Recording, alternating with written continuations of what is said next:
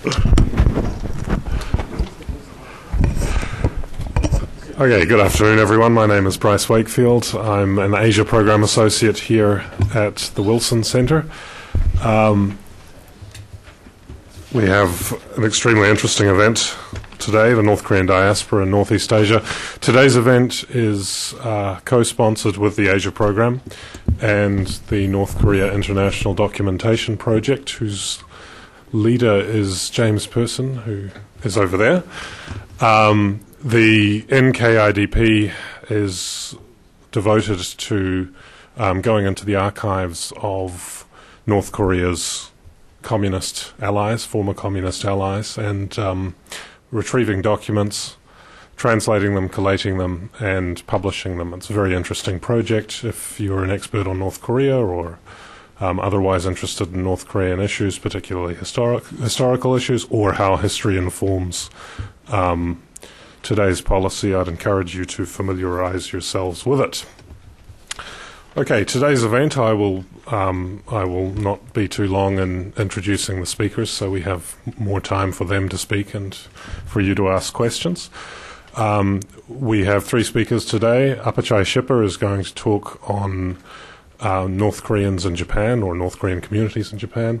Hazel Smith will talk on the North Korean diaspora in South Korea, and Suzanne Scholte is going to talk on the North Korean diaspora in China and issues there, border issues there.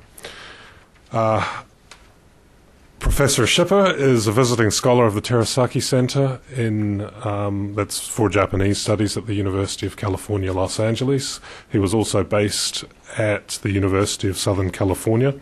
He's received a number of fellowships and awards, the National Science Foundation, the MacArthur Foundation.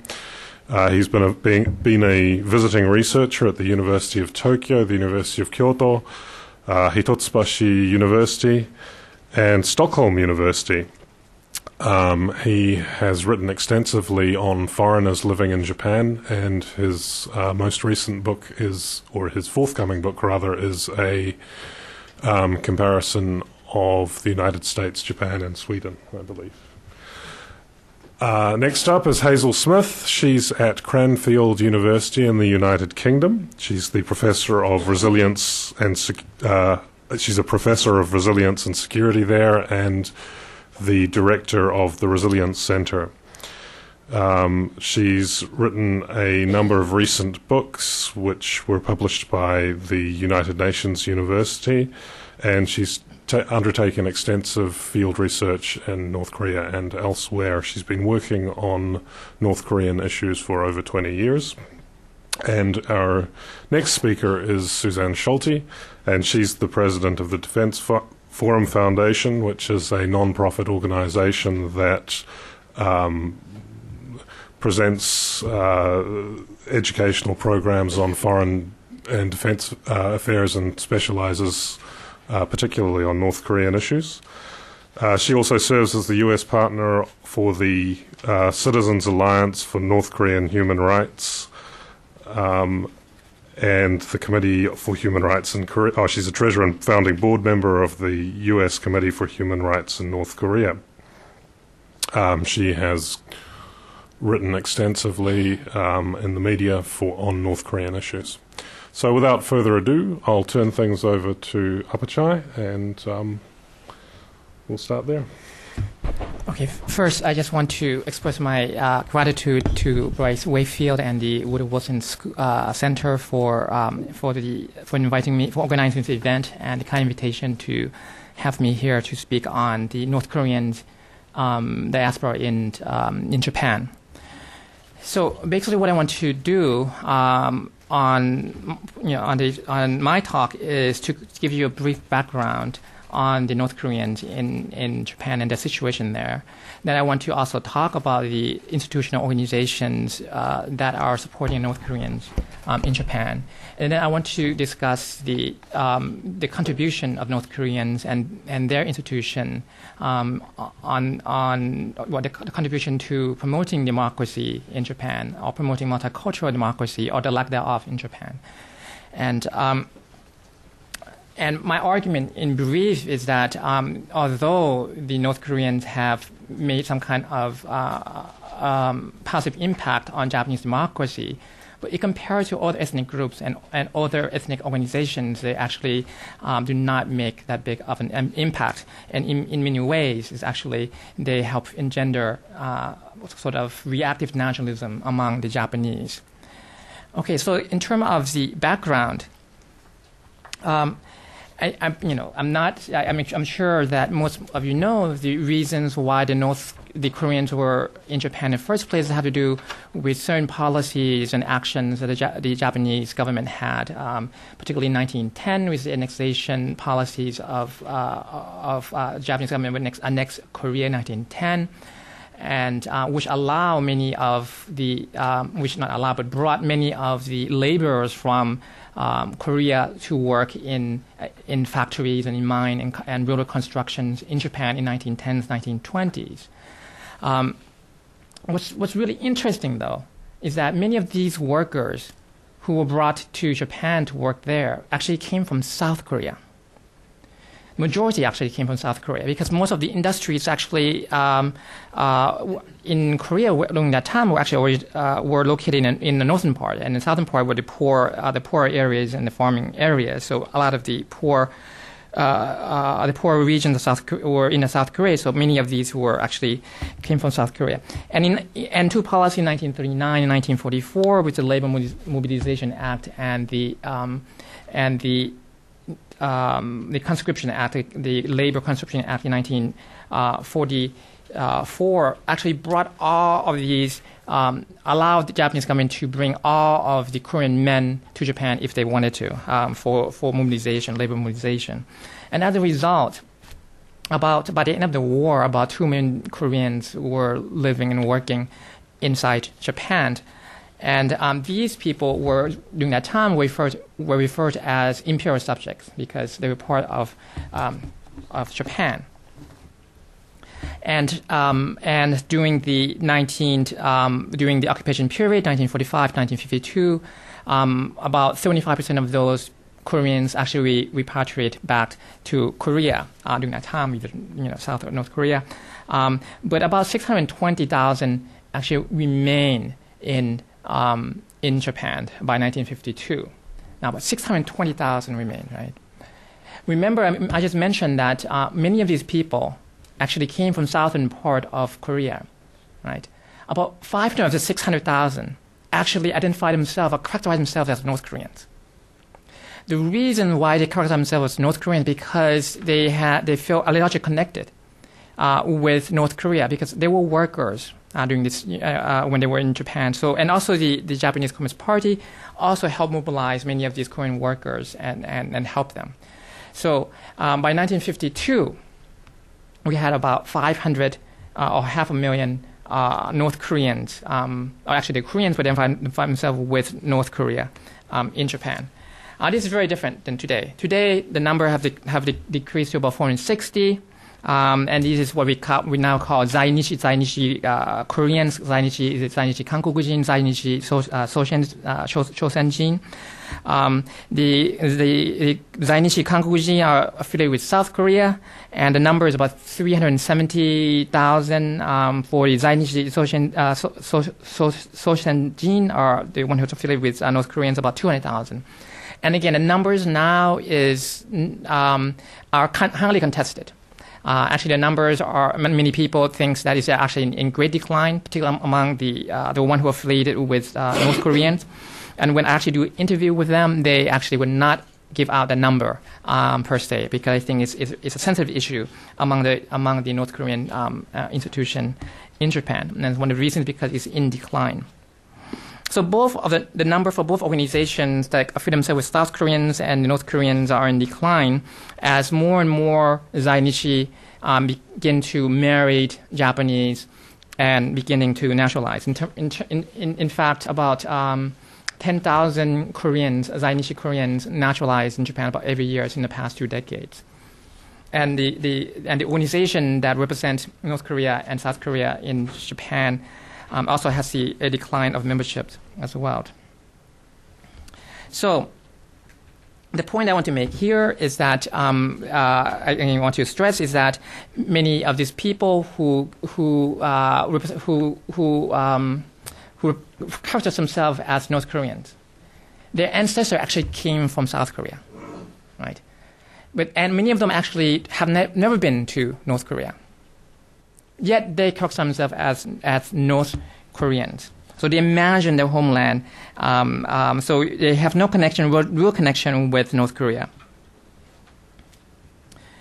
And also, another component I want to stress is that with the Koreans nowadays we see is actually it's a highly complicated issue in terms of the identity of the Koreans in Japan, because we have Koreans who identify themselves as North Koreans by sending their children to North Korean schools so that they can learn the Korean language and the culture and so forth. But they would carry a South Korean passport because if you are North Koreans, it's very difficult for you to travel abroad, particularly when you come back to Japan. So the Japanese government have to issue a travel document of stateless persons in order for you to come back to Japan. So we have a lot of so even when I say North Koreans now, that's why it's very tricky in terms of numbers, because you have those people who send their children to go to North Korean schools to learn the language and the culture and so forth, but they carry South Korean passports. Now I want to turn next to the institutional support of for North Korea. And it's Chongguren. In Japanese, it's Shosen Soden, or in English, it's the General Association of Korean Residents in Japan. The counterpart is Mindang, that's the one who represents South Korea. Both Chongguren and Mindang are highly centralized, with branches throughout Japan, with office and branches throughout Japan, and it has its headquarters in Tokyo. And so for those of you who have been to Japan, would be shocked to find out that the headquarters for Chongguren, or the North Korean representative institution, is only about 5 minutes walk from Yasukuni Jinja. Well, Chongguren is highly centralized, and it has tons of affiliated institutions, like hundreds of schools, particularly elementary schools and middle schools, and several high schools, as well as one university. And it also has affiliated financial institutions, the shokin, the credit unions. And the institution is trying to build this ideological connection to North Korea, and trying to extend cultural activities with their imagined homeland. Again, remember that most of these people actually come from South Korea and they've never been to North Korea. So what they have to create is a certain kind of ideological connection and cultural extension to North Korea. So this is what I call, in academic terms, what we call long-distance nationalism. And what the institution does is trying to preserve Korean cultures and offer Korean language classes through its schools. It's organized ethnic festivals and celebrations, sport events, entertainment activities. It also provides social welfare services through its organization.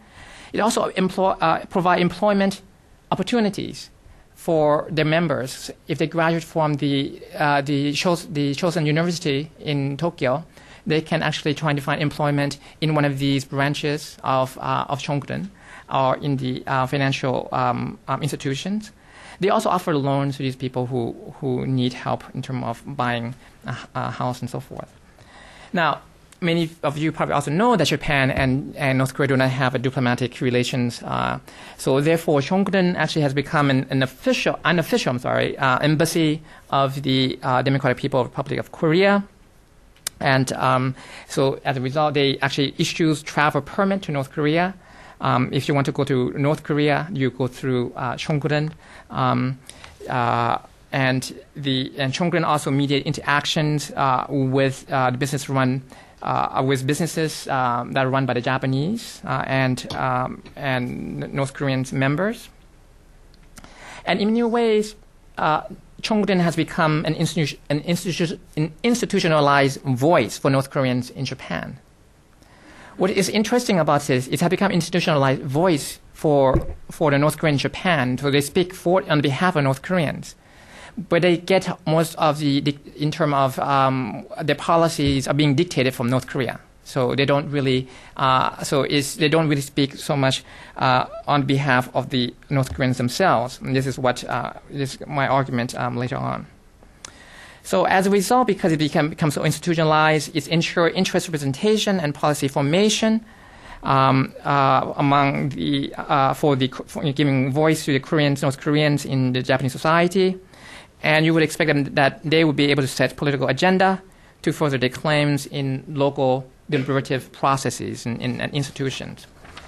That's what you expect, given the institutionalization of the Koreans in Japan. But my argument is this, is that North Koreans, they choose to involve themselves with their own ethnic association, which foster psychological and political detachment from Japanese society. Thereby, it weakens Japanese national identity and undermines multicultural democracy in Japan because they are not enhancing loyalty to Japan. So the North Koreans in Japan, they do not have a sense of loyalty to Japan. They also do not enhance further engagement in public discourse. They don't want to discuss in terms of the public policies in Japan. And as a result, they also do not enhance the exposure of Japan exclusionary policies in terms of the policies, certain exclusionary policies towards immigrations or towards foreigners. They are not enhancing that type of exposure. So as a result, they do not demand the Japanese government for inclusion. So there's very little demands from this organization for inclusion of their community or members of their community into the Japanese polity. So as a result, I argue that the institution has become a force of disunity. Particularly, they oppose suffrage in local elections. And one of the reasons why this institution oppose voting rights to the members, in local elections, because they fear that voting rights will promote assimilation of North Koreans into Japanese society, and therefore weaken loyalty to North Koreans. If they fear that if North Koreans become involved in Japanese politics, they become less loyal to North Korea. So therefore, as a policies, they have their members oppose the movement to grant suffrage to North Koreans in local elections. And historically, Chongun, they aim to further distance its member from Japanese society from the very beginning, from its inception in 1952. Therefore, it oppose all policies and action that might lead to assimilation. Therefore, it aims to get its member to stay out of Japan's internal affairs. As a result, I also argue that Chongun makes private demands and destroy public commitment to the common good. Chongun also fosters inequality among ethnic Koreans. It basically ignores the recent Korean newcomers who just arrived in Japan, who may be like undocumented workers in Japan. And they don't really help these people first because they're not Zainichi, they're not born in Japan and have a different history. And second, maybe because they come from South Korea, not from North Korea. But they don't really help these people. But again, neither this Mindang either, the organization that are supposed to help the South Koreans. Chongun also worsens the situation for its members and the Japan political environment. And this is the core part of my argument, is that North Korean government tries to make use of their citizens abroad to conduct clandestine activities or to interfere with Japan domestic politics in terms of, I think most of us here in DC knows about the activities that they engaging in terms of sending money back to North Korea or even technological know-how to North Korea. So it's worsened the situation for the North Koreans community who are living in Japan because of some of these activities. So as a result, North Koreans and Chongun became targets of attack by Japanese who see them as representatives of the repressive North Korean regime. So in terms of these attacks, in between the month of November 2002 to August 2003, there are just numerous attacks against Chongqing and its affiliate institutions, and you can see the list up there. So as a result, public opinions and the government attitude towards Chongqing have turned increasingly hostile since North Korea launched ballistic missiles towards Japan, tested its nuclear bombs, and admitted to having abducted Japanese nationals. And in fact, certain conservative middle-aged Japanese men have taunted, shoved, threatened, and spat at young Korean schoolgirls when they were going to or from schools. And some of them actually had slashed their uniform with knives and threatened them physically. And certain civic groups, conservative parliamentary groups, and ultra-rightist groups have emerged to protest against North Korea and Chongqing. So as a result, it also promoted the political career of certain conservative politicians like Abe Shinzo, who act tough against North Koreans. He came from basically from nowhere to become the prime minister of Japan because of his being tough on Korea. And as a result, Japan in recent years has this perception of an increase of nationalism, and it's something that I know Bryce have been working on. It's an increased perception among Americans in the West, and as well as the Japanese, certain progressive Japanese, that Japan becoming more and more nationalistic. But I think the activities of North Koreans. I think it's probably few that sense of perception of nationalism. It has given Japanese nationalists and right-wing groups, particularly the group that were responsible for these attacks, is called the Token Tomonokai group, new grounds for reviving nationalism under the pretext of protecting Japan's national security. As a result, we see a lack of support from Japanese individuals and organizations to help these innocent Zainichi North Koreans in Japan. This is unlike what we see among many of the Japanese who established NGOs to help all the foreigners in Japan, the newly arrived foreigners, even undocumented foreigners in Japan. But we don't see so many sympathetic Japanese who are trying to help or support the North Koreans in Japan or Chongqing. So let me conclude my talk by making some kind of overarching remarks about this group and their contribution to Japanese society or the lack thereof. So what I want to argue is that that a multicultural democratic society demands some level of loyalty to the host country and empathy for citizens, compatriots, and other foreign residents. And absent of loyalty to the host country or host society can lead to a lack of willingness of foreigners to engage in public discourse, to demand greater public goods, and to expose and criticize exclusionary policies of the host society. North Korea provides a convenient rallying point for the Japanese right. As a consequence of being closely associated with North Korea, Chongqing provides opportunity for nationalist groups and officials to emerge and further their causes. Certain right-wing groups have used issues related to Zainichi North Koreans to revive nationalism under the pretext of protecting Japan's national security and to penetrate mainstream politics, including the LDP, and important bureaucracies. Meanwhile, Chongqing and its affiliate institutions have become targets of attack by natives, particularly right-wing anti-communist groups and certain government officials. Yet, Pyongyang has instructed Chongqing to protect the interests of the imagined homeland.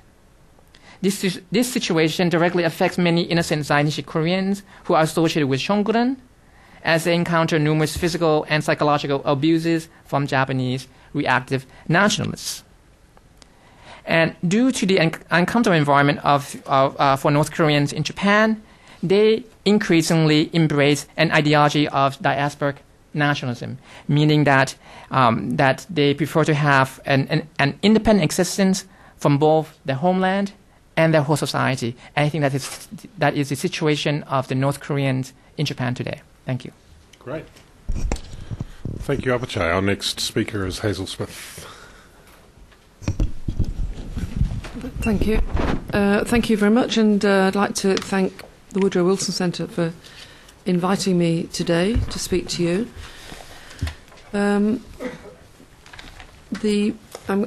Was mandated to talk about North Koreans in South Korea, although I did tell Bryce my own specific research had been on North Koreans in China particularly, but I have looked for a project that I've been working on for 3 years now, for a book I'm working on transformation of North Korea in the past 15 years, what's happened to North Koreans in South Korea. So I'm hoping that I can present a summary of current extant research on this issue of North Koreans in South Korea. We're in a different position than when we're talking about the Koreans in Japan, because the North Koreans in South Korea are very, very small numbers, as I'm going to talk about in a minute. Whereas, of course, we're talking about very massive numbers of Koreans, North and South Koreans, in their complicated identity in Japan. I was interested in what Apichai was saying, because I lived in Japan through those years of 2002-2003 when Mr. Koizumi visited Pyongyang twice, and it was a very interesting situation with what was happening inside the North Korean organisation and the discussions that were going on in there, and also how that changed, as I think you indicated at the beginning, when the numbers of those allying themselves with North and South Korea changed over a period of time. I was also there when there was these attacks on these young girls by people that had been emboldened by some of the tabloid press in Japan. And I have to say also that I was very surprised, and given that when I was there, I'm going off the subject, about the level of emotional discrimination against Koreans in Japan. It was a surprise to me. But anyway, to get on to this talk, which I will try to keep brief. This is the structure. There's no PowerPoint, I'm afraid. I'm going to talk a bit about. This is the theme, first of all, before I talk about the structure. According to some recent surveys in South Korea, a third of North Koreans living in South Korea would like to go home to North Korea if they weren't going to be punished, or if they could manage it. A third. 33%. So I want us to think about that as a sort of question. Why would that be, as I go through this talk? And the structure of the talk is I'm going to talk about the history and characteristics of North Korean migration to South Korea. I'm going to talk about the working and living conditions of North Koreans in South Korea. I'm going to give some tentative ideas as to why North Koreans might find it difficult to live in South Korea. And I'm going to talk about some of the reactions of the South Korean government to these various issues which I raise. So first of all, history and characteristics of North Korean migration to South Korea.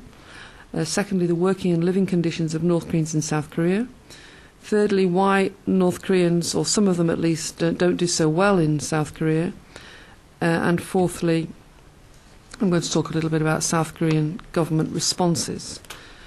I think probably before I go into any of that, I should have a note on terminology here. You'll all know that when we're talking about North Koreans in South Korea or in China or anywhere else, the language is loaded. If you want to talk about escapees, defectors, food migrants, economic migrants, refugees, there is a huge literature on the legal responsibilities of various countries, on all sorts of issues to do with status of North Koreans in different countries. So I don't want to go into those debates today, so I'm specifically using the word migrants as it's the most neutral word I can find in this circumstance. I'm happy to go into the debate as to why you should use what word you should use in the question and answer, but for this purpose I'm using the word migration, so as not to take me down the route where we have to unpack the sorts of language that we use and why we use it, because that isn't the focus of this talk today. So what about the history of North Korean migration into South Korea? Before the 1990s, we could talk about the numbers of North Koreans in South Korea. And again, I should be very careful here.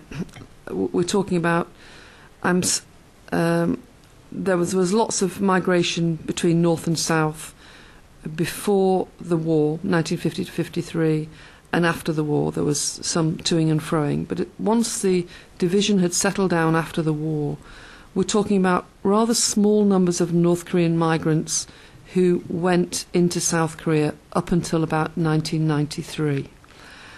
And so there's quite an easy, not an easy division, but it's quite a useful division, I think, to think about what happened to those small number of North Koreans who came into South Korea before 1993 and what happened to the much larger numbers that came into South Korea after 1993.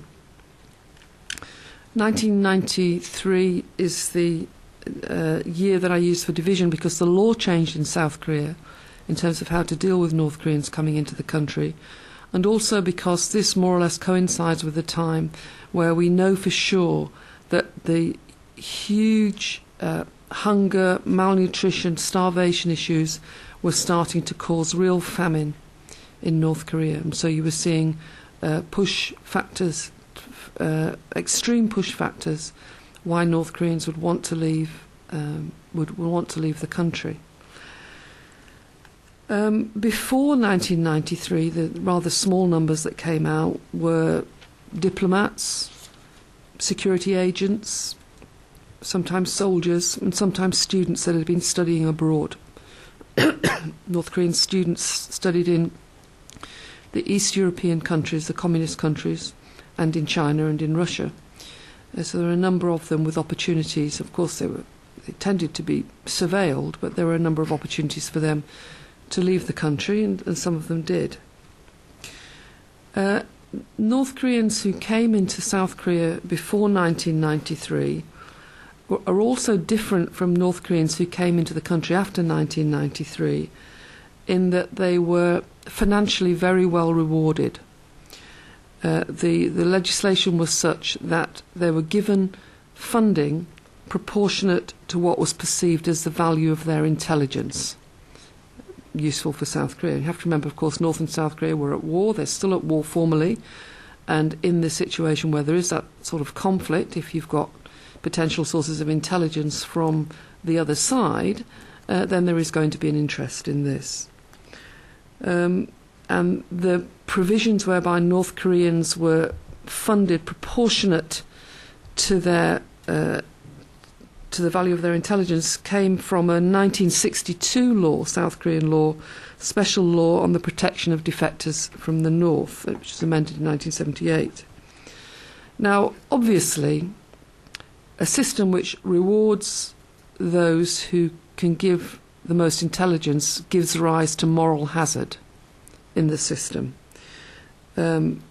whereby those that can provide very strong accounts, because that was the way the system works, which both protect themselves in terms of not having to have the fear of being sent back. I mean, all those who leave a country in that situation, this happened in East Europe. Many of you may know people who were emigrated from East Europe during the Soviet period, were all terrified at the thought that they might be sent back, that they wouldn't be believed. And so you tended to have people who are very vulnerable who would be worried enough as to want to make sure that their stories were as strong as possible. This doesn't mean to say people were lying. It just means to say that there were structural incentives to make sure that the complexities were sometimes ironed out. So the system gave rise to moral hazard. And this was recognised by the South Korean government for some time, and it was one of the reasons that the law was changed. But this wasn't a major problem because there were so few numbers, and also because there were so few numbers, the assimilation problems of North Koreans coming into the society were not major. I mean, there were people who ended up being fairly well off. and there were simply not enough of them for the society as a whole in South Korea to have to think of how we're going to manage assimilation.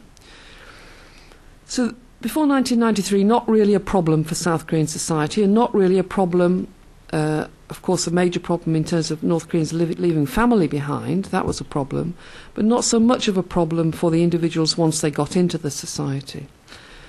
Big change takes place after 1993. First of all, there's a change in migration patterns. There's a big increase in numbers.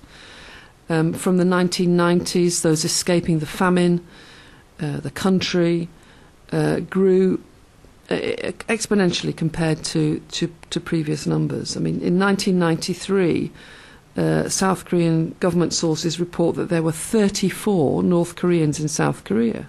I mean, we're talking about from 1962 onwards, 34. By 2008, there were over 15,000. By 2010, over 20,000. So, of course, these are very small numbers compared to, say, 700,000 of people who class themselves as Koreans in Japan. 20,000 is not a large number, 21,000 today. But it was a large number compared to the numbers that had been living in South Korea prior to 1993. Some signs that in the last year or so, although the research I think is not conclusive, that the numbers may be levelling off in terms of how many are coming in per year, and could be a number of reasons for this. I mean, it's very expensive for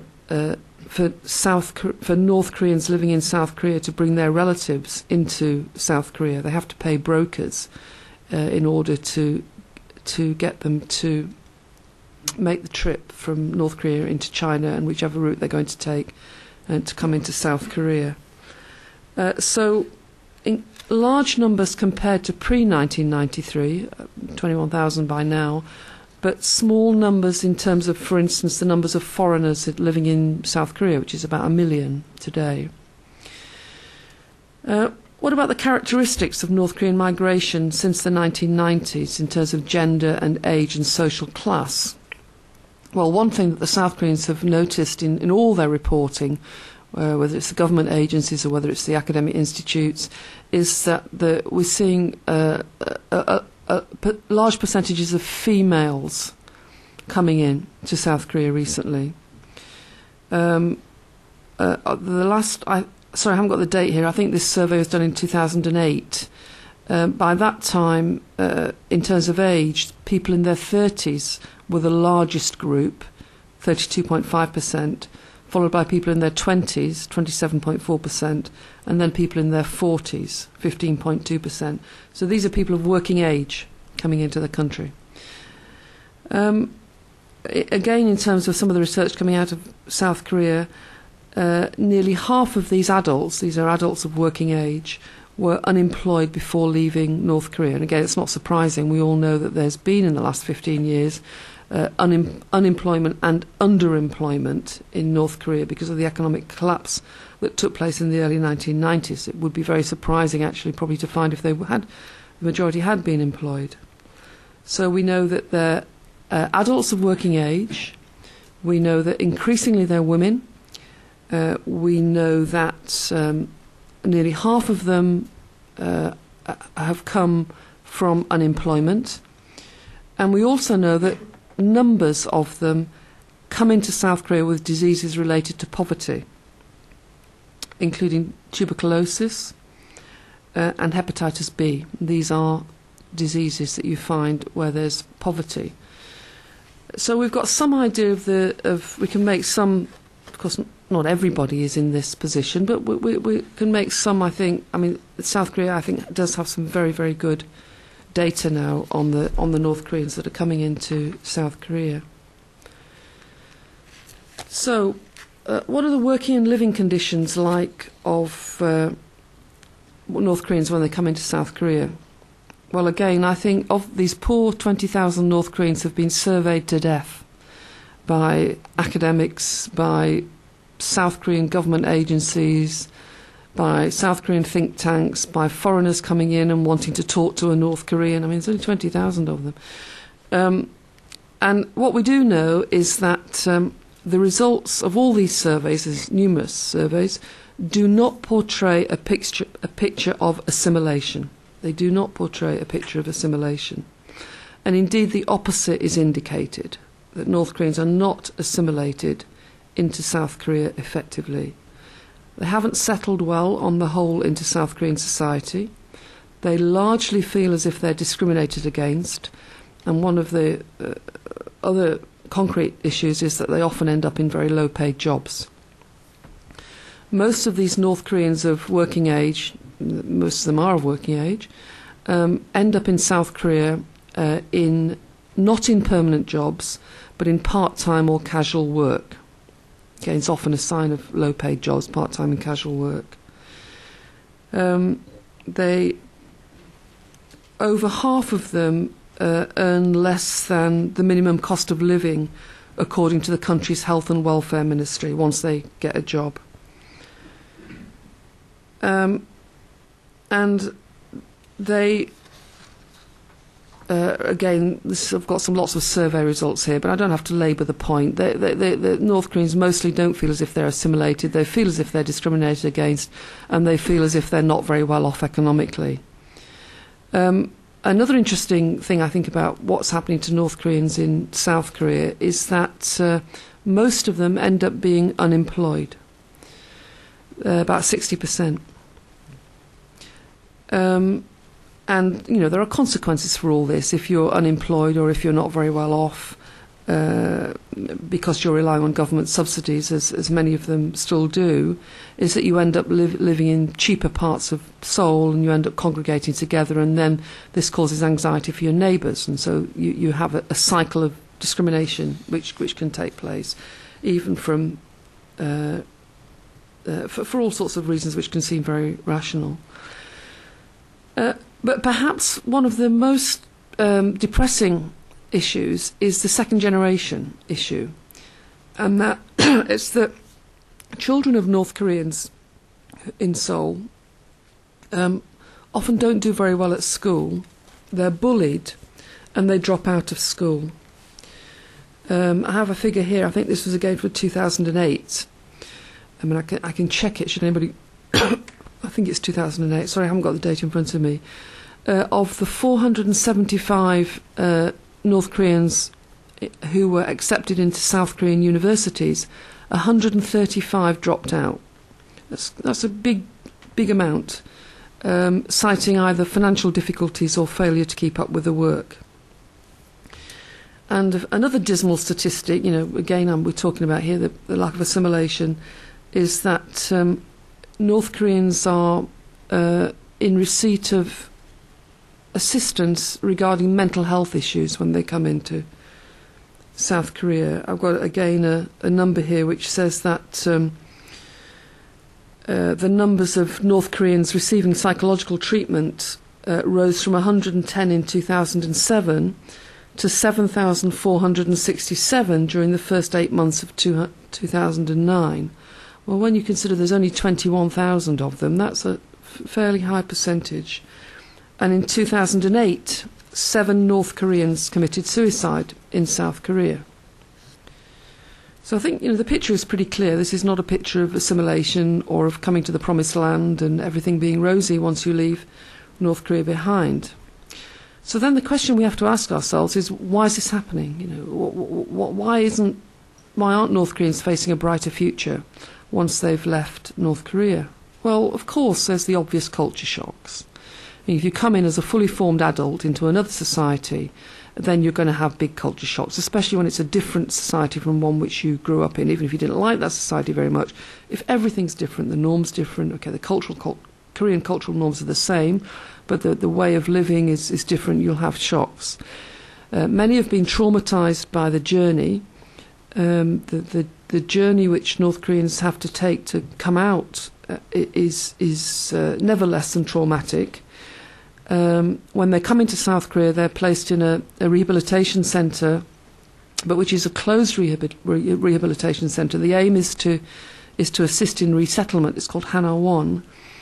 But one of the other purposes, of course, is for them to be debriefed by South Korean intelligence. And I think that this clearly means that the trauma that they've suffered, it's of course, it's good to be able to talk about all the things that you worry about and you've gone through. But still, this is not an easy transition. When North Koreans stay, I think it's for 3 months now. It may have changed recently. It was 3 months in the resettlement centre. And then when they leave, they need to complete a vocational programme and a certificate programme within 5 years of entry. And I think I'm going to talk about this in a minute. South Korean government have got some of these things under review to receive the full resettlement allowance. But all North Koreans receive some resettlement allowance. But it's not munificent. I think in 2009 it was $2,000 as a one-off, plus $300 monthly. Of course, it's all paid for by South Korean taxpayers, so this is generous. But it's not. And if you've been to Seoul, you know that it costs money to live there, as in any country. To live, to set up a house, you haven't got a frying pan, you haven't got a washing machine, you haven't got this, you haven't got that. You have to pay, and so these things have to be found. But I think probably also that there is just a great difficulty in adjusting to this very frenetic society, which is nothing like they've ever had to deal with before. Probably got unrealistic expectations that everything would be made simple and would be able to have an easy transition. Linguistically, North Koreans speak with a different accent from South Koreans, and so there is a sense that they feel that they can be picked on because they are different. And I've got a quote here from one South Korean survey where they're perceived as naive and unsophisticated, so they're vulnerable to scams and to fraudsters. And I know from my experience of talking to North Koreans who live in Hong Kong that they face exactly the same. They face exactly the same thing where they've gone along with trust-based relationships and found that they've just been subject to fraud and to scams. So those are some of the problems. There's a big shock, big culture shock. There's linguistic problems. There's probably unrealistic expectations. Economically, it's problematic. South Korean government changed the law after 1993 when more started to come in, so that North Koreans received less funding. And I think that there's been there's been huge discussions within the South Korean government because there are some concerns about the possibility of North Koreans coming in who are actually spies, not real migrants at all, or perhaps criminals, or perhaps they're just Koreans who live in China and want to find a way to come into South Korea. And so there's a lot more suspicion by the South Korean government as to people coming in and saying that they are North Koreans and they want to come in to live in the West. And also, and again, I think there's probably South Koreans around this table, there's a lot more ambivalence within the South Korean public towards North Koreans coming into the country than maybe before. So all these problems mean that it's not an easy ride for North Koreans in South Korea. And again, this rather astonishing statistic that I came across from one of these surveys, that a third would like to go back if they thought that they wouldn't be punished when they went back. I suppose it's not an astonishing in some ways because everybody, a lot of people are away from their families, and whatever your government's like, most people want to be near their families. But I want to end by saying it's not all doom and gloom, and I think that this government, the South Korean government here, has started to take some steps to address an issue which, if it isn't addressed, could have very profound consequences for South Korea if a lot more start to come in. Because you'll start to see, of course, enclaves where people will go, where there'll be more separation between South Koreans and North Koreans, and where you'll see structural discrimination growing up unless some of these issues are addressed. And I think that there are some very positive measures that are being put into place by the South Korean government, and it's a bit too early to see how they'll pan out. But for example, in January of this year, the Ministry of Public Administration and Security announced that government agencies and organisations would be obliged to fill over 1% of their administrative assistant posts with North Koreans. So I think, there are some, this is an issue which is being taken seriously by South Korea. I've got, again, a figure here that central and provincial governments are scheduled to recruit about 20,000 administrative assistants this year. So out of those, 200 North Koreans could be employed. The South Korean government has suggested that there be a hotline set up so North Koreans can phone up if they feel that, they've got a problem. And the provincial level governments in South Korea are also trying to enact new regulations and to, more importantly in many ways, to provide budgets to support those regulations in order to ease some of these transition issues. Even the British Embassy is getting in on the act. I noticed that the British Embassy in South Korea is talking about putting its small amount of money in and providing English lessons for North Koreans who are in South Korea. I don't think they've started to do it yet.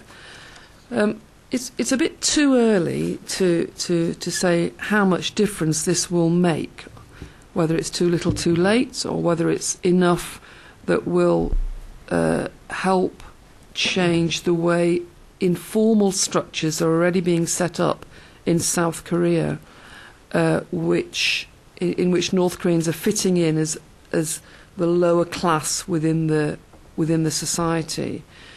And again, it's too early to tell. But again, as I said, the positive issue is that the government is very aware of the problems here and is trying to enact both legislation and regulation to do something about it. Thank you. Okay, our next speaker is Suzanne Scholte. Thank you. Is that on? Yep. Okay, great.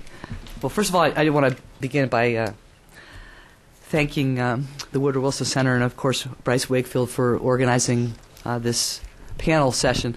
I'm tasked with talking about North Koreans in China, and I'm going to go quickly through this because I definitely want to have time for questions and answers, because I believe that this is a very, very important time for people to focus on what's happening in North Korea in particular, but on this issue in general, because of the dramatic changes that are happening inside North Korea. And I don't know if you mentioned the abductee issue, but during your talk, but I did want to point out that Japan was giving humanitarian aid to North Korea, but that was stopped when Kim Jong-il admitted when Prime Minister Koizumi was visiting Pyongyang that they were involved in the abduction of citizens from Japan. And since that time, there's been 12 different nations that have identified people that were abducted by the North Korea regime. And I think that's where the relations really went south. And I wanted to bring that up because I'm going to talk about the refugees in China. I want to point out that some of the people that have been involved in saving the refugees in China, that have been imprisoned in China for saving North Korean refugees, have been citizens of Japan. And some of the most effective NGOs that have been involved in this issue are NGOs in Japan that have been trying to save the refugees in China. But let me talk, I want to underscore what Hazel Smith mentioned too about, I work mostly with the defectors. There's 23,000 of them now in South Korea. I've been working with defectors from North Korea since 1996, and I'm very close to a lot of the defector NGOs that are working to promote freedom and human rights in their homeland. But I'm going to talk about what's happening in China. As Hazel mentioned, this situation with the famine that hit North Korea in the 1990s. What happened is the North Koreans started crossing the border into China, faced with starvation when the public distribution system broke down, and there was not a distribution of food aid. And if you're familiar with the North Korea system, they have a Sungbun classification system, which is kind of like a caste system, where those that are the elites get the spoils. And as you work your way down the classification system, if you're low on the classification system, you might not get any humanitarian aid. And we saw that large portions of the country that were considered hostile or wavering towards the regime were the ones that were cut off from aid. So, that, for example, you saw a lot of people escaping from North Hamgyong province and crossing over the border into China. Now, how the regime tried to deal with this is the government propaganda in the 1990s warned the citizens of North Korea that China was experiencing a civil war, and that you shouldn't go to China. As bad as things are in North Korea, don't go to China because things are going to be even worse there. Well, of course, when North Koreans crossed over the border into China, they saw how advanced China was. China had cars, people had jobs, people had electricity, and most importantly, people had food. And in fact, in Barbara Demick's book, a Los Angeles Times reporter, Barbara Demick wrote a book that came out, I think it was last year, called Nothing to Envy. She talks about a North Korean doctor who lived in Pyongyang, which is a city that's really reserved for the elites in society in North Korea. And this doctor went across the border into China because she was starving. And she saw when she got to China a bowl outside of a house that had meat in it. And she realized that the dogs in China ate better than the doctors from Pyongyang. So it contributed to this, these people crossing over the border was the word of mouth. People would go back, they'd go back into North Korea, and the word spread about how much better off the people in China were. And we know from NGOs that track this that at least 500,000 crossed that border. Now, in some cases, this is people that were crossing more than once, that during that time period, 500,000 North Koreans crossed that border to go to China. And many, of course, returned with food for their families. But, of course, this caused great concern with the Chinese because they were crossing the border illegally. And in North Korea, in order to travel, even from town to town, and certainly to another country, you have to have permission of the government. They don't have the right to, they don't have the freedom to travel in North Korea. So, in 1986, North Korea and China had signed an agreement that China would repatriate any North Koreans that had found their crossed this border. And this agreement got strengthened in 1998 in reaction to these border crossers.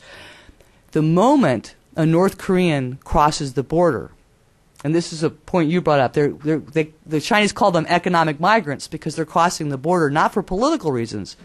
They're crossing the border because they're starving. So therefore they could be defined as economic migrants. But the fact of the matter is, since it's a crime against the state in North Korea to leave your country without permission, the moment they cross the border, they fit the definition of an asylum seeker. Because if they're forced back to China, they will most certainly be tortured. They will most certainly be imprisoned, and in some cases executed for the crime of crossing the border without permission. And so the situation that's going on in China right now with North Korean refugees, I describe as one of the most avoidable human rights tragedies that's occurring in the world today. And the reason why I say this is because all the solutions for solving this problem are immediately at hand. And yet China continues to describe these refugees as economic migrants, ignores the fact that it's a signatory to the Refugee Convention and the 1969 Protocol, which obligates it not to send these refugees back to North Korea, but it continues to do that. And we've documented hundreds and hundreds of cases of North Koreans who have crossed the border and China has sent them back against their will to North Korea. One of the things that, and this is something that the Vitit Montenborn, who was the UN Special Envoy for North Korea human rights, he declared that these refugees, that the North Koreans were refugees and should be treated as refugees, not as economic migrants, because it was a crime against the state for them to be, if they were forced back. Now, in addition to China following this agreement with North Korea to repatriate the North Korean refugees that come across the border, in addition, China jails its own citizens and humanitarian workers that have been caught helping refugees. And, for example, Steve Kim from New York was in China. He was a businessman in China. He saw the horrible conditions that the North Koreans were facing in China, and he began to feed and clothe and shelter them and then help them through the Underground Railroad to get to South Korea. He was in jail for 4 years in China, and his crime was and most of the rest of the world would be considered something you should get rewarded for. But he was in jail for 4 years. The 2 Chinese citizens that were helping him were put in jail for 2 years for helping these North Korean refugees. So not only does China force the refugees back to North Korea, but it also jails its own citizens and anyone's caught. And there's 2 Japanese citizens that were in jail, Kato Hiroshi and Takayuki Naguchi. Both were in jail also for helping North Korean refugees in China. Now, because China will not honor its international agreements when it comes to refugees, it's created a horrible situation. Hazel pointed out that most of the refugees are women. And this is true. Most of the refugees that are crossing the border are women because in North Korea you have to serve in the military for 10 years. And if you're in the military in North Korea, you have some access to food because they have a Sungang policy where a military first policy in North Korea. So the people that are most affected right away by the famine-like conditions would be the women that are trying to feed their children. And what we found now is that 80% of North Korean women are being subjected to trafficking in China. Because in China, a result of the one-child policy is that there's a shortage of women. So right now, in this year 2011, we have a situation in China where North Korean women are being bought and sold in markets no different than what you saw in the South when there was a slave trade.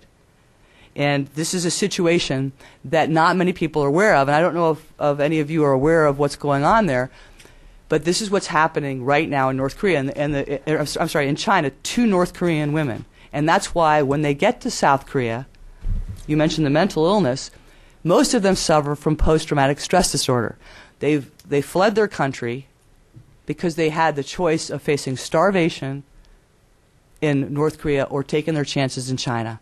And a lot of these women know that this is what's going to happen to them. And right now what's happened from being bought and sold as wives to Chinese citizens. Now we have a growth in internet pornography that's happening with North Korean females being forced to do internet pornography when they get caught by traffickers in China. And I want to just give you an example of 2 women and as I mentioned, I work very closely with the North Korean defectors, but I want to just give you typical examples of 2 women that we had testify in the Congress last year. Kim Young-ae, her husband had died. Her son and her parents were at the brink of starvation. She was promised to get a job as a nanny in China, and she thought this would be a way that she could save her son and her parents from starving to death. So she went across the river with the understanding that she was going to be working as a nanny in China, and the next thing she knew, she was being sold, and they called the North Korean women pigs. Mrs. Bang Mi-sun, husband died also. She had several children. She crossed the border for the same reason. She wanted to avoid starvation. She knew there was food in China. She thought that her family had a fighting chance if they went to China. As soon as she crossed the border, she was separated from her children. She was sold 3 different times to 3 different men. And this exploitation, as I mentioned, has become more sophisticated because of the growth in the internet pornography. And this is the kind of thing that's happening because China refuses to honor its international commitments and to recognize that these people will be, if they're repatriated and sent back to North Korea, they will be 100% imprisoned and tortured for the crime of leaving their country. So there's a horrific human rights crisis that's going on in China right now. And one of the reasons why we don't know about this is because it's very difficult to go there and report about the situation. I did bring one documentary that came that was done by some reporters from South Korea on the border that talks about what's going on to the refugees in North Korea. And in addition, Una Lee and Laura Ling, if you're familiar with that case, I don't know if you're familiar with what happened to them, but these were 2 American journalists, American reporters that went to China to report about what was happening. They specifically went there to report about the trafficking of North Korean women. And you know their story. They ended up being held in Pyongyang until former President Clinton went and helped them be able to get released by the North Korea regime. So this is a huge problem that we're facing. Now, I absolutely believe that China has the right to protect its borders. I'm very sympathetic with the government of China and their concern about being overrun by these North Koreans that are fleeing their country. But I believe that what they're doing is actually contributing and prolonging this problem. The reason why I say this is China, I believe, thinks that if it showed some compassion to these refugees and worked with the international community, that they would be flooded with refugees, and that this might collapse the regime. And the last thing China wants to do is collapse the regime. They want the status quo to remain. But if refugee flows would have collapsed the regime, it would have collapsed by now. You had 3 million people die from the famine. You had hundreds of thousands cross the border, and it didn't do anything to upset Kim Jong-il's regime. So we need to convince China that it's actually in their best interest to show some compassion and work with the international community to solve this crisis, because it would be a way to create subtle pressure on North Korea to begin to reform, which is something that is in China's best interest, something that China desires, is for North Korea to open up to more reform. And Hazel pointed out 1/3 of the North Korean defectors in South Korea want to go back. That is absolutely true. I think it's even higher than that. All the defectors I talked to, that's all they dream about. They didn't leave North Korea. They left Kim Jong-il because they felt they had no choice. And so this is an important thing that we need to engage with the Chinese about, because first of all, China is a signatory to the refugee conventions and is violating them when it repatriates the refugees back.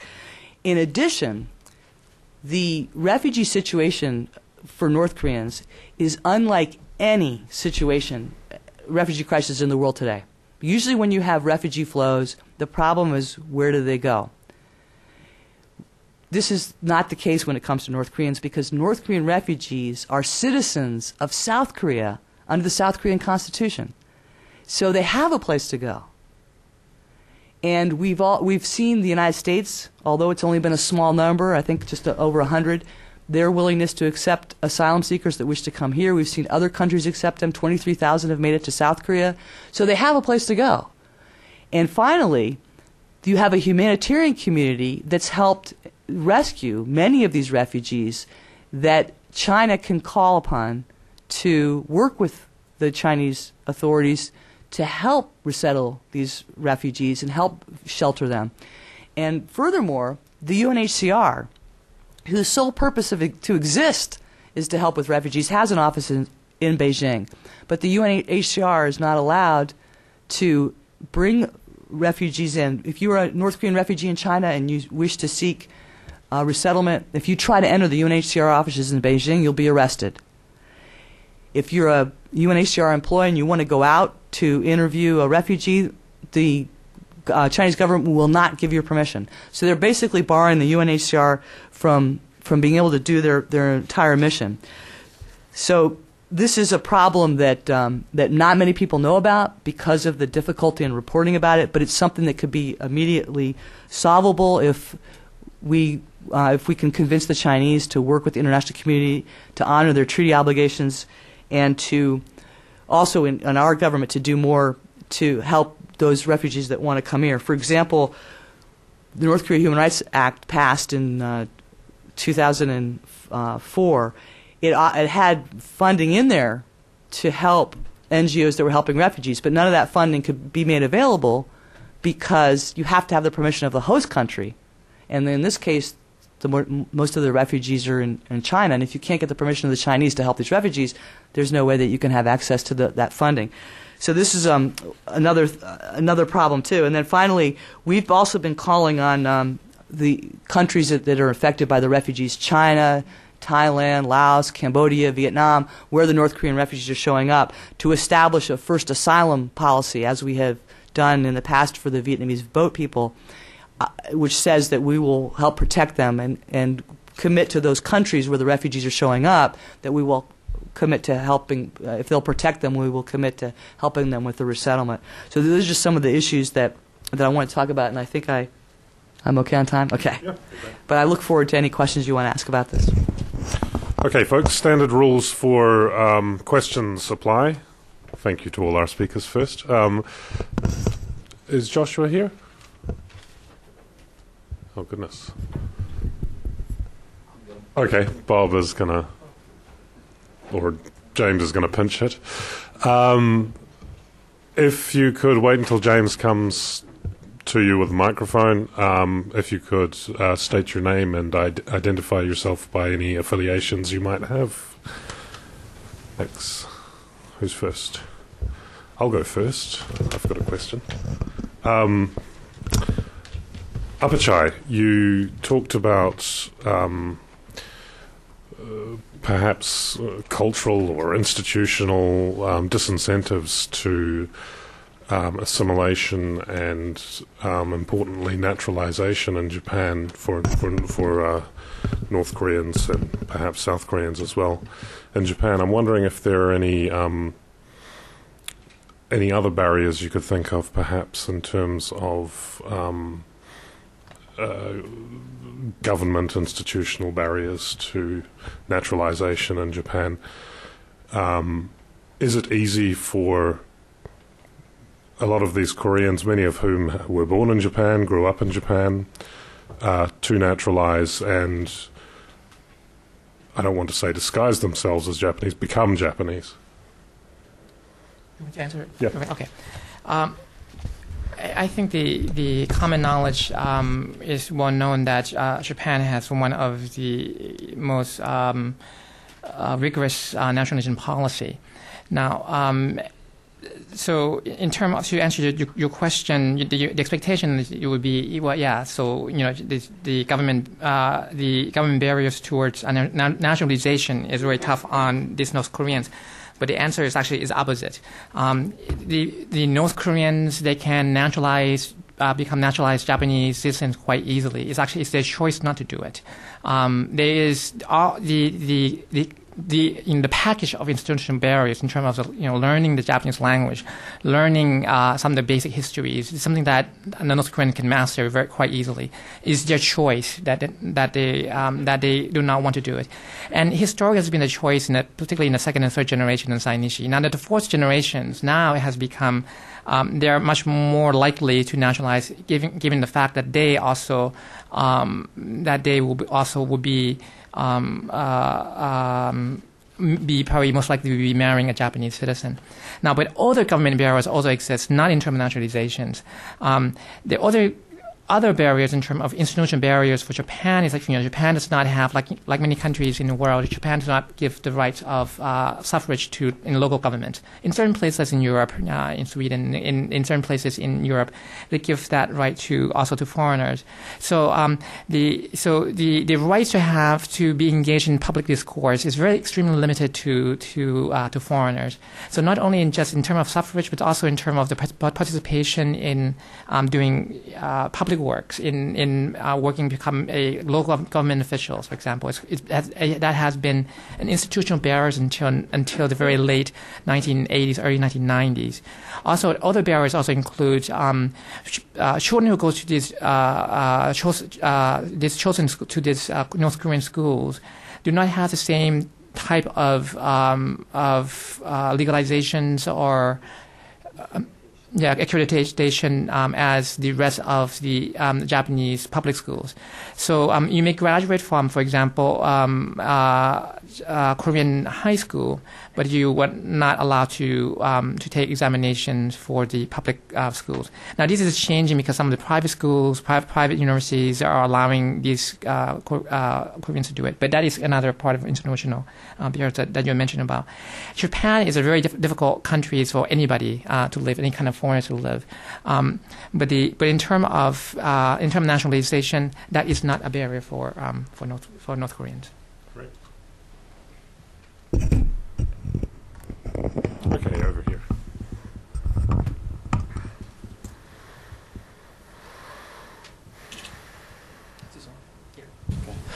This question is for Suzanne Scholte. My name is Brett Young. I'm from the Korea Economic Institute. You were talking about the refugee issue and talking about Beijing and the considerations that are going through their mind. I think there are probably some geopolitical considerations that you didn't address. Maybe you didn't have time in your talk. Specifically, Beijing's probably thinking a lot about one day possibly unified Korea and one with historically strong ties to Washington, D.C., right next door to them. And when you talk about sort of getting them to see things in our way, is that something that they're considering? And how do you get things to see them in our way, if that's something that they consider? Well, I definitely think that they prefer have the devil they know when it comes to Kim Jong-il, rather than a unified Korea with a democracy right there. But money talks, and I think the argument that needs to be made, first of all, for the refugees, as I mentioned, that to bring about reform is the Chinese have wanted. In fact, Huang Zhanyap, the defector that escaped in '97, one of the things that he was advocating was that North Korea follow that path, and they made a concerted effort. Kim Jong-il, they said they had a policy against the yellow wind. They didn't want to follow the path that China was taking, but certainly China has wanted North Korea to open up and reform. And I think that the case, when we talk about the refugees, the arguments that we can make is this is certainly a way. What they're doing right now, I mean, we have to underscore the fact that, for example, that the policy of the North Korea regime, okay, is to beat the bellies of pregnant North Korean women that are repatriated because the babies are, quote, half Chinese. And why Hu Jintao has decided to follow what Kim Jong-il wants in this situation and not work with the international community it just doesn't make sense, because it would be in China's best interest when North Korea starts to reform, because it would help with the trade around that in that region, and that area. That border area has tended to be a depressed area for China. Now, long term, if we're talking about, of course, I'm all for the reunification of Korea as a democracy, and that's what I particularly am working for, is the promotion of democracy and human rights for North Korea. But I think that we certainly can reassure China that it would be in their economic best interest to have a kind of situation like they have with South Korea, where they have a very good trade relationship, rather than bailing out this regime and dealing with a dictator who is regularly threatening the world with weapons of mass destruction and conducting nuclear tests. And, if there's some serious accident or some problem, I mean, it's going to affect China too in a very negative way. So I think there's a lot of ways that we can engage the Chinese in a positive way, and I think it's certainly in their long-term interest to have a stable Korea, and certainly a nuclear-free Korea Peninsula. Bob.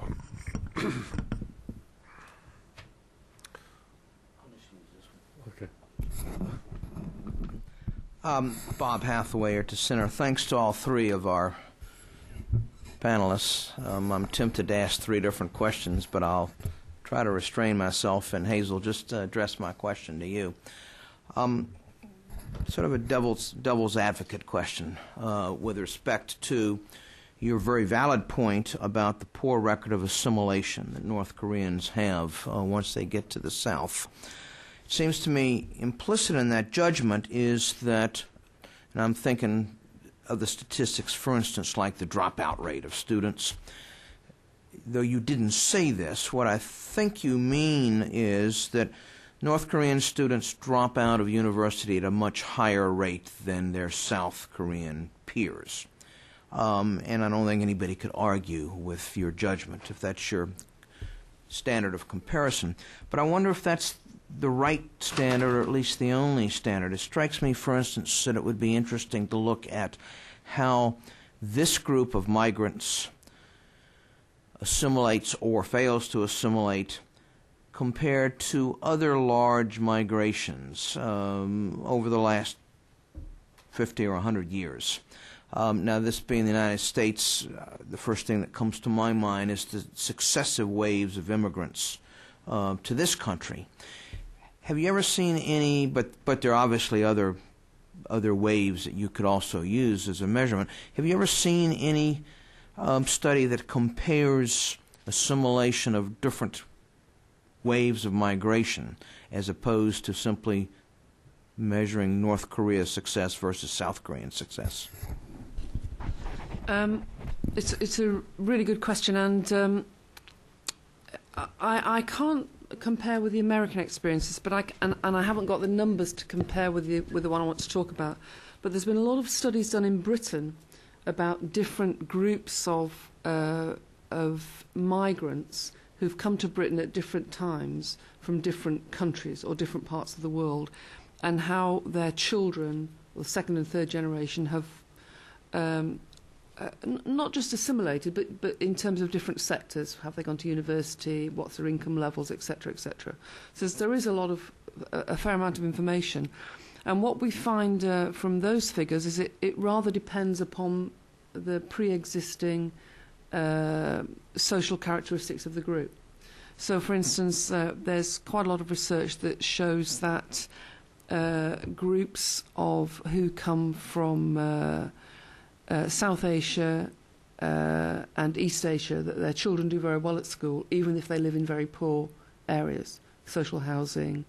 By school, I mean high school and then university. I haven't got numbers. Because it's one of the things that there has been a lot of research on. And there's all sorts of different rationales given for why this might be the case, propensity for education, a high value of education, the idea that education is something which gets you out of the circumstance that you're in, the values, the norms of your society. If we were to compare it to what's happening to North Koreans in South Korea, that's an interesting one, because in North Korea education is valued, and there is a high level of tertiary education, and it's a numerate and literate population. There's 11 years of compulsory education in North Korea. Okay, you have the bad side of it, which is the propaganda, but you've also got basic numeracy, applied science, etc., which all children and middle school kids get. And of course, there's been dropouts since the famine, and since teachers, particularly women teachers, are out looking for food, and so the staff-student ratios have deteriorated. But it's a very poor country. But contrary to many poor countries, all girls, for instance, go to school, and there's basic numeracy and literacy. So we can't say that one of the reasons for North Korea is not doing so well in South Korea is because there isn't a respect for education, for example, because there is. So we'd have to look at other factors. I mean, one of the things that these South Korean surveys say is that they simply can't afford it.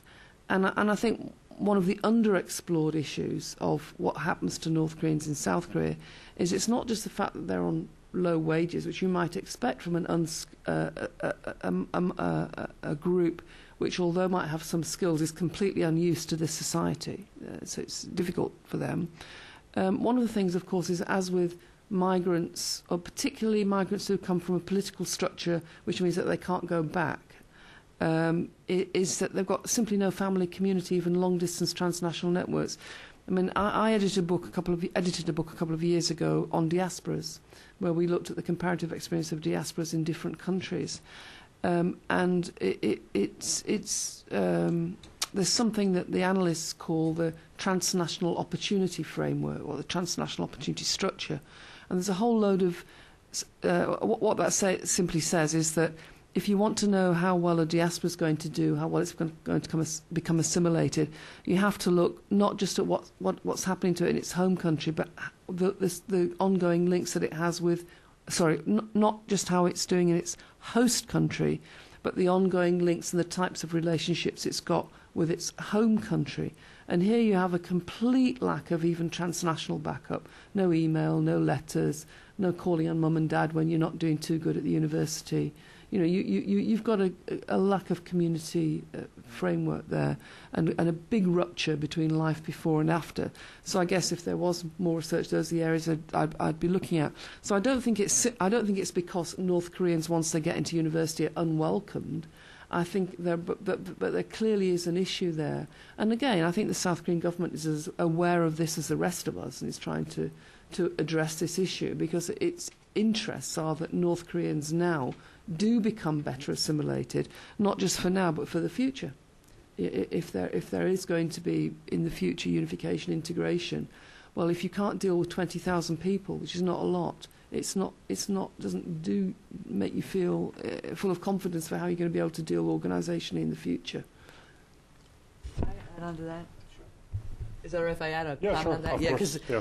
because the refugees, the problem in China is also a major cause of this. Because many of the refugees that finally make it to South Korea have gone through horrific suffering in China.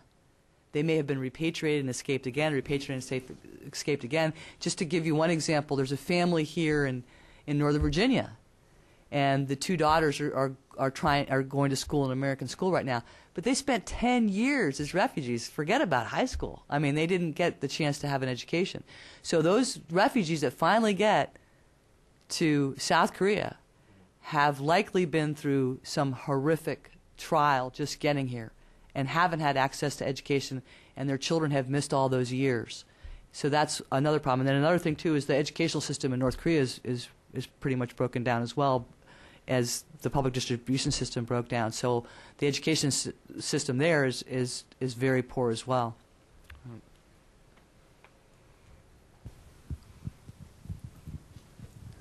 My name is Kunio Kikuchi. I'm with Washington Research and Analysis. And I guess what we saw is that there are two different situations. What Apichai described is not really diaspora. And whereas the other, both Hazel and Suzanne described situations of real refugeeism out of North Korea. The groups staying in Japan, as you just mentioned, they are second or third generation, even fourth generation now living in Japan, 200,000 who refuse to go back to their home countries, but do not want Japanese nationality because of whatever reason.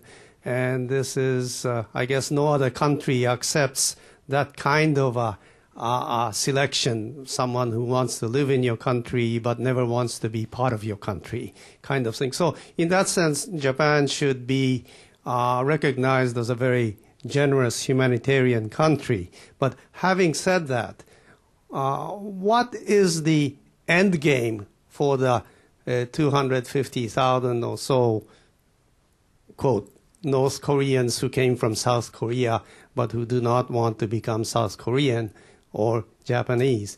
Do they gradually become assimilated? On the other hand, the South Korean groups take South Korean citizenship. They are some of the wealthiest people in Japan, whether it's Mr. Song or Mr. Lotte, so forth. So I'd appreciate your comment on that. Thank you. Yeah, thank you. The question back to you is the end game for whom? Is it the end game for the Japanese government or the end game for the North Koreans? But I'm going to answer both of them just to frame you. What's really interesting, I mean, this is quite interesting. Most of the American scholars, when they look at what's going on, the Japanese government reaction or lack thereof, or whatever government attitudes and actions towards North Korea up until mid 1990s, is they look at this is just ridiculous. No government in the world allows something like that to happen. Someone, a group of ethnic group that want to undermine your own society, right? So as a result of, as you mentioned, what's going on in terms of the missile tests and the abduction issues and so forth, the government actually is changing. And they've been changing slowly in a way that they try not to be as reactionary as a government. With certain officials and certain politicians have become quite reactionary. But the government is trying to change their attitude towards the North Koreans and the North Korean groups. They're making it actually more and more difficult for this group to exist in many ways. In terms of having, now they have a, if you go to Cheongdong headquarters, you have the Japanese police monitoring them. They have their trucks right in front of the headquarters to monitor who's going in and out and so forth. And you have the police going around patrolling the block every 10 or 20 minutes. Of course, they say that they want to protect the Cheongdong from attacks and so forth. But so there has been a change of government attitude towards them and making it very difficult for Cheongdong to exist in terms of passing on they were having certain activities of sending money to North Korea. That thing stopped, and the ship Mangyongbong 92 also stopped. So they're making it really difficult for the kind of activities, the pre-existing activities that's going on. So I think the end game for the Japanese government is to make it very difficult for Shonglin to stay in existence, make it difficult for them to be in Japan. But they're not going to outlaw them, they're going to ban them because that, if you do that, then they have to do the same thing for other groups as well. So I think that's the end point for the Japanese government. The end point for North Koreans. So what would the end point? And this is what my main concern, and that is my main the central the puzzling question when I see these North Koreans who continue to characterize themselves as North Koreans, and now they're the fourth and now they're fifth generations, right? They have absolutely no desire of going back to North Korea. I mean, the ancestors didn't come from North Korea, and they now know the information about North Korea. They don't really want to go back, but they're pressure from their parents and their grandparents to continue to. You have to learn your culture, and you have to do this.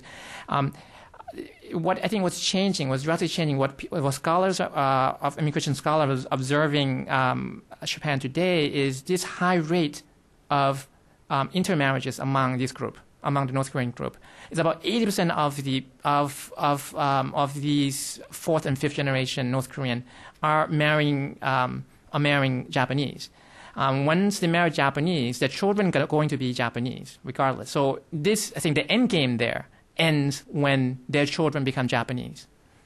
So, and that is, like I said, is increasing like crazy.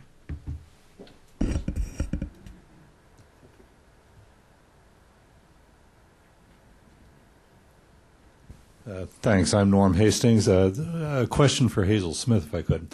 The last time we were here for a North Asia program, this was the day of the blizzard, many of you may remember. A very interesting fact that came out concerning South Korea, is that some 30% plus of the new marriages in South Korea are registered between a Korean and a foreigner. And it turns out most of the marriages are between Korean men and women from Southeast Asia, specifically Vietnam.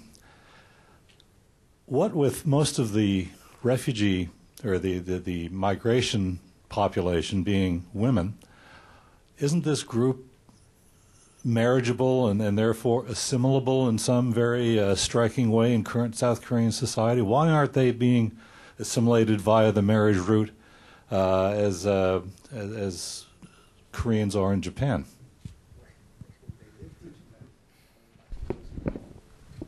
It's not a cop-out to say that I think it's a good question, and I think that I don't know if there are South Koreans around the table that would like to venture a response to that, because I think that goes very deeply into some very strong public attitudes and social attitudes that are had about North Koreans in South Korea.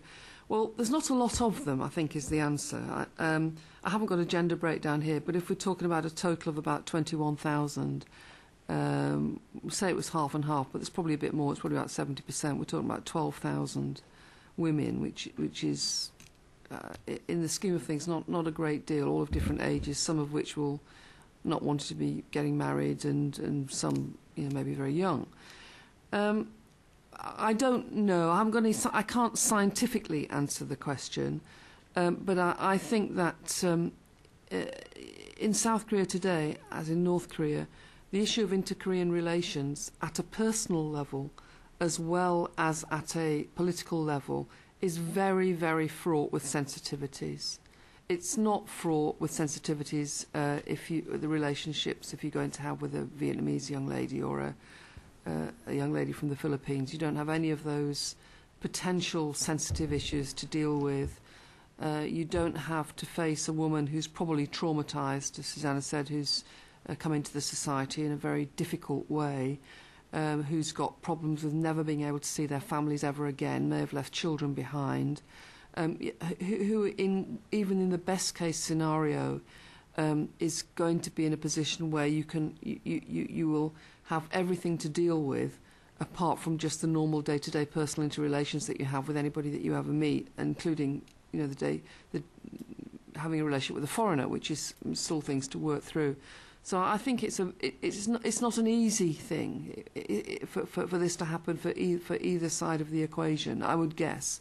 I don't know if there's been any surveys done. I haven't seen them, but they probably have been done because there's been so many. On South Korean women and whether they're getting married. I don't know. On North Korean women and whether they're I don't know. I haven't got the data in front of me. I don't know.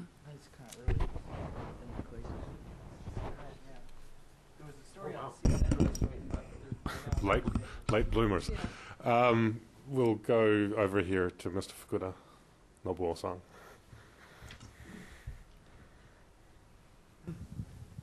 My name is Nobuo Fukuda. I'm a Japan scholar here at the Wilson Center. The question goes to Mr. Apichai. The Japanese government has agreed to have North Korean defectors settle in Japan only if they were previously repatriated back to North Korea by the Red Cross. And I think so far since the Diaspora picked up, something like 200 have moved in to Japan. And I'm interested to know how you see the number compared to 90,000 who got repatriated back to North Korea during 2 decades, while the Red Cross sponsored the project, or the 20,000 who settled in South Korea recently. Thank you. I'm sorry. What the question is? Well, I mean, some 200 North Korean defectors have settled in Japan recently, and I'd like to know how you see, the number, the 200 compared to, 90,000 people who went back to North Korea from Japan, or 20,000 who came to South Korea recently from North Korea. I laugh because this has to do more about Japanese refugee policy, which, as you know, 10 years ago, Japan's only received 5 refugees, right? 5%, you can count the number of them. So Japan refugee policies is very extremely restrictive. I mean, this refugee policy is changing again. It's from pressure from the international communities and international organizations trying to have Japan to liberalize its refugee policies. So those people who are coming into Japan from North Korea, they're coming in through the channel of refugees. So they go through a different kind of, Japan has one of the world's most restrictive refugee policies in the world. Like, say, 10 years ago, they only accept 5. So this is the complaints of the international community. It's like, this is ridiculous about countries that would not admit, we're not trying to improve, to increase the numbers of admittance of political refugees. So even 200, this is a big increase from the Japanese government perspective. From 5 to 200 is a huge increase. Of course, compared to other countries, it's just absolutely ridiculous. And the number is actually the people who are the people who are coming into Japan under that status are increasing more coming from Burma, and not from North Korea. The highest number is actually from Burma. But I think your question is my reaction to that. I would laugh at this because it's not at an international standard. But I think that's what you mean, right? Is that your question? Yeah. North Koreans are not treated as treated as special sort of exception, like they are previously the residents of Japan. Oh, you're talking about the previous Japanese who was repatriated and then come back. Well, that's the conditions. I mean, for them to settle back in Japan. Yeah. If they are repatriated back to North Korea before, or their offsprings, they could be sent back to Japan. That's a rule. That's an important point. Okay, so actually, Mr. Nobuo is talking about there was in between 1945 and 1952 period, there were some people, there were North Korean who went back, and there between the 1950s and 1960s, there were a program of that's established by the Shongun to send these people back into North Korea, because in the 1950s, actually, the economy of North Korea was actually doing better than South Korea, and all of these propagandas about what a wonderful country, the paradise North Korea was. So there were about 20,000 people who went to North Korea and hoping that they will improve their situation there. And here you're talking about the type of these are the people who went to North Korea and through the help of the Red Cross, and then now they're coming back and are escaping back into Japan. Again, I think there are special laws, but all Japanese immigration laws have to go within a certain categories. Of it, I don't think Japan has created a separate categories for the returnees of the repatriated former Japanese. So I think the category is coming back as political refugees, and that is the restriction that you see, and that's why the constraint you see in case of Japan, unless there is a new policy. Unless the Japanese government come out and have special policies to receive these people. So. Yeah, that's why I think that's why they escaped. I mean, they had to come. They escaped. That's the reason why they're coming in as a political refugee. Yeah. Great. We can talk more afterwards if you still. Next question. Hi, my name is Esther Chokchwak, and I recently completed a thesis on North Korean human rights. My question is directed for Hazel Smith.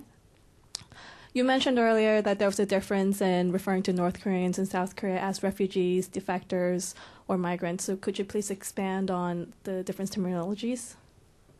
Yeah. Well, they're used in different ways depending again on, if you're an academic, on the research question that you're looking at. You can use the legal status of the refugee, and Susanna talked about what it was. The Chinese think that North Koreans are economic migrants under international law because they're coming out. All the surveys show they're coming out mainly because of food and looking for work and income. But of course, once you're in a position whereby you have a well-founded fear of persecution if you go back, that shifts your legal category into potentially becoming a refugee. So the categories economic migrants are used by the Chinese government, and not just by them but by others, to describe why North Koreans leave Korea. The category of refugee is used by some organisations and those writing about North Koreans in China in particular to say, well, no, these are not. You can't class them as economic migrants. They've got rights under international refugee law because they've got a well-founded fear of persecution. So these are some legal categories in international law. And then there are simply the categories that are used by different writers because they want to emphasise a particular point of view.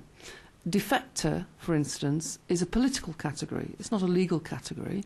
Defector is a category that a group of writers or a government might use to describe people who leave a political regime which they're making a political statement about.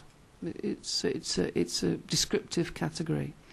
Escapee, again, is a descriptive category used by a group of writers or who want to emphasise the fact that North Koreans are escaping, leaving in a hurry, trying to get out from a very difficult place, and it's causing a lot of conflict within them and difficulty for them to get over a border. So escapees, that's a category that's used to emphasise that particular perspective. I mean, sometimes these things get a bit circular and sometimes they get a bit illogical because, for instance, many North Koreans travel across the border many times. If you live in North Hamgyong on the border, it's especially in the winter when you can walk over the river that divides North Hamgyong, the northern one of the northern provinces, from the Korean-speaking area of China, many people come and go and come and go and come and go. So it becomes a bit silly to talk about escapees who escape, come back, escape, come back, escape, come back. Where it's not silly to talk about escapees, of course, is if they've been imprisoned or if they've been persecuted, and they really are. This is a term that really aptly describes what those particular individuals, that the reasons why they're leaving the country.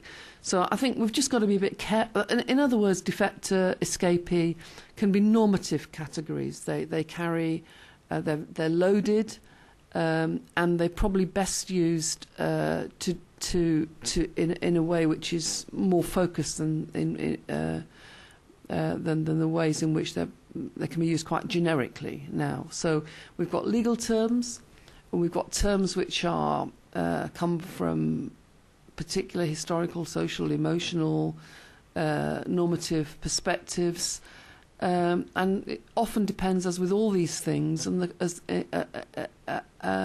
they're meaningful in the context in which they're used. So the point is, as with all of us who do a little bit of analytical work now and again, is we just need to be careful about the terminology. That's the point. I was just going to add a little point on that too. I'm thinking maybe we should redefine the term. Maybe we should call anybody who gets out of North Korea a survivor, because I know you guys are all scholars, but check me if I'm wrong. 1948 was when the United Nations adopted the Universal Declaration of Human Rights as a result of all the atrocities that had occurred during World War II. 1948 is when Kim Il-sung came to power and ensured that North Koreans would not enjoy one single right under that document. I think that they're the only country in the world that doesn't have one single human right as universally accepted in the Universal Declaration of Human Rights. So maybe we should just call them North Korean survivors. And I want to also you're talking about people in South Korea, or how they're faring in South Korea. I wanted to make a point. I mentioned before I work with the defectors. I've hosted probably over 60 or 70 in the United States to speak out about the situation in North Korea. I started hosting the first defectors back in 1997. Survivors of political prisoner camps, high-ranking colonels, all walks of life, with victims of trafficking. And I will tell you, they're the only people I know that get younger because being in freedom, they get younger and healthier just being away from that country. And I have a lot of confidence in the work that they're doing and the difficulties they face in overcoming those difficulties in South Korea. And I think this is a very, very historic time to really get involved in this issue because things are changing very dramatically in North Korea. And the major pinnacles of power that Kim Jong-il has used to maintain control in North Korea are slowly coming apart. And we're facing a very historic time right now because of those things. And I know this is about the refugees, and I won't go into those details, but there's some major changes that are happening. It's a really historic time to get involved in promoting North Korea human rights. Maria-san, this gentleman. Thank you very much. This is Mario, visiting fellow of CSIS Japan Chair. I have a quick question to Dr. Shipper. Dr. Shipper mentioned about the function of Cheonryong. It's an unofficial embassy in Japan.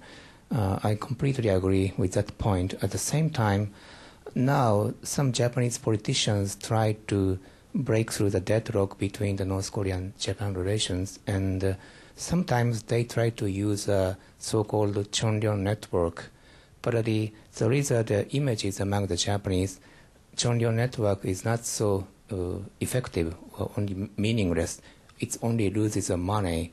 How is your present evaluation is the status of power of Cheonryong, or do you think that Cheonryong still has the close and deep relations with the Kim Jong-il regime directly?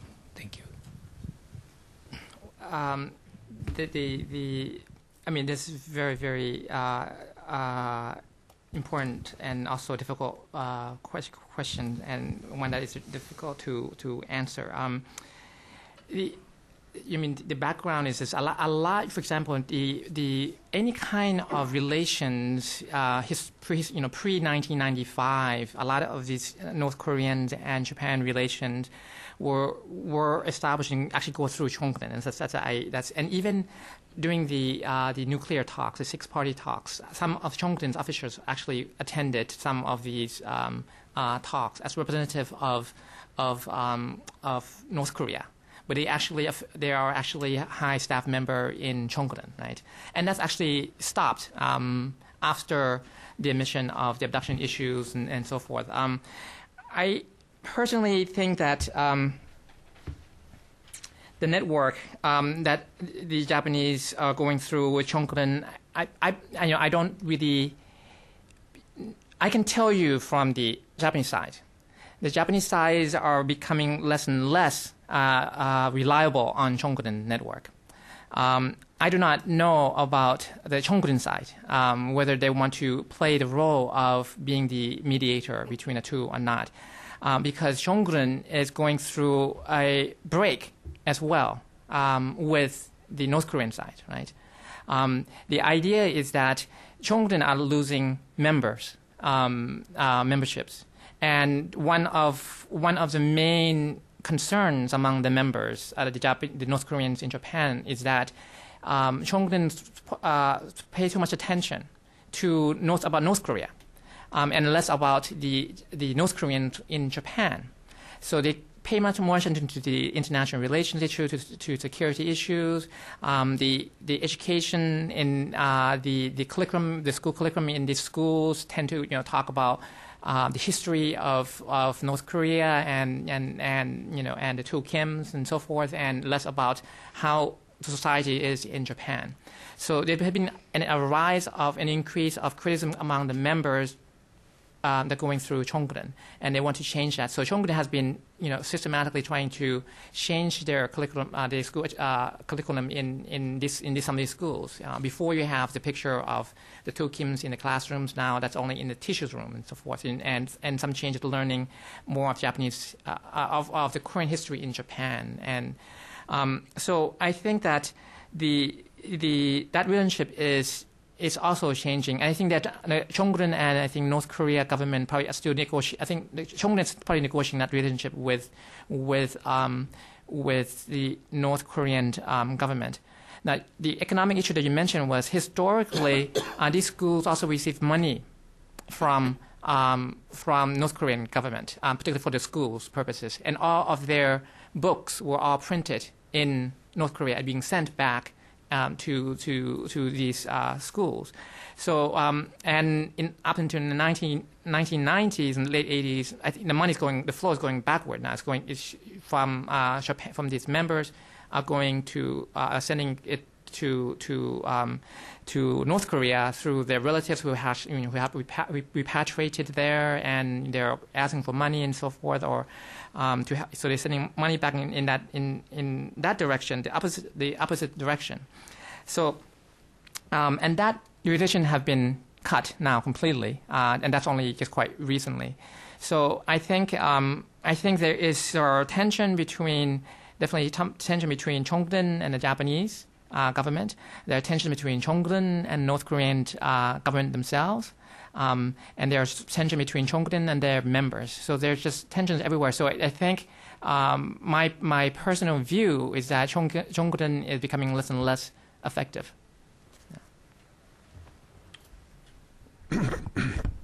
We have time for one more question. If nobody asks it, I'm going to. Oh, there's one up the back. Yep. Damn.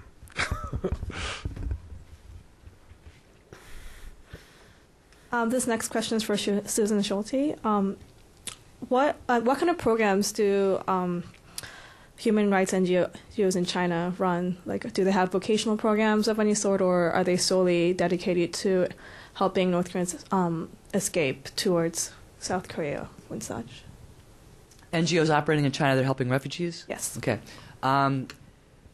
Because they are operating in violation of Chinese law, because the Chinese won't recognize them, that are helping refugees. There's shelters there. There's an underground railroad for helping people escape, but it's primarily Christian organizations and that are involved in the shelters. Now there are groups that are operating there. They're doing like educational schools like that, and they may have the chance to help refugees indirectly, but they're not, because they can't be sanctioned by the government for that work. Though it's a very dangerous operation. But money talks again. I mentioned that earlier, and you can successfully get people out. There's a group called 318 Partners based out of Long Island. They're rescuing women all the time. They're getting. And it's interesting because with the internet chat rooms, the women are able to communicate. Most of the clients are South Koreans, and they're able to communicate that they're being held against their will, and then the South Korean will contact some of the North Korean defector NGOs in Seoul and let them know there's a woman that needs to be rescued, and they'll contact the American NGO, and then they'll set up a rescue operation, and they're getting people out all the time. You can check out their website, 318 Partners, about that particular group that's doing that. There's another organization called SALT that's based in New Jersey that's also involved in rescues and also does shelters in China. Does that answer your question? But there's a very successful underground railroad that's operating. Okay, fantastic. We'll wrap things up here. I won't ask my question. If you'll join me in thanking our three speakers for what's been an entertaining and interesting event.